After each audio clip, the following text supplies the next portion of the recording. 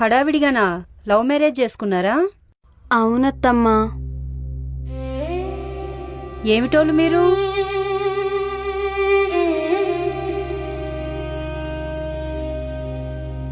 ఎవరు దొరకలేదా మీ తమ్ముడికి? తొందరగా తినేసి వెళ్ళిపోమ్మని చెప్పుతానని మళ్ళీ మన వాళ్ళు ఎవరన్నా అడిగితే నేను చెప్పుకోలేక చావాలి. పదా, మస్తు పనులున్నాయి.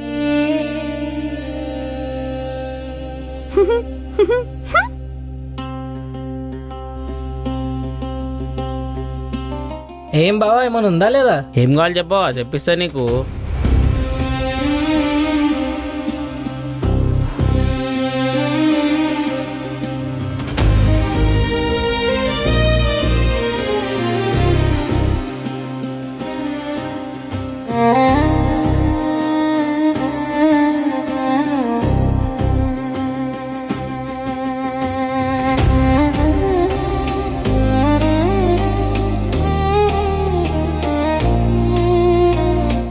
ఇంటికెళ్ళి కుల్లి కుల్లి ఏడుస్తుంది అత్తమ్మ ఇప్పుడు ఆ రేఖ.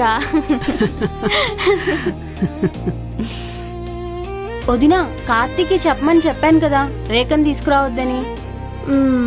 నేను డైరెక్ట్ గా చెప్తే ఫీల్ అవుతాడనే కదా నీకు చెప్పాను చెప్పమని. అయ్యో మర్చిపోయా శ్రావణి, సారీ. పాపం వదినా, రేఖ ఎంత ఫీల్ అయి ఉంటుందో.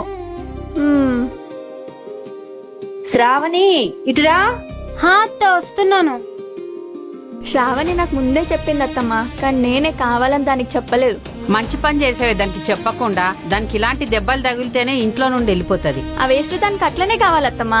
రోజు దాని ముఖం ఇంట్లో చూడలేక పిచ్చి లేస్తుంది. ఎంత ఫాస్ట్ గా అయితే అంత ఫాస్ట్ గా దాన్ని నా ఇంట్లో నుంచి పంపించేయాలి.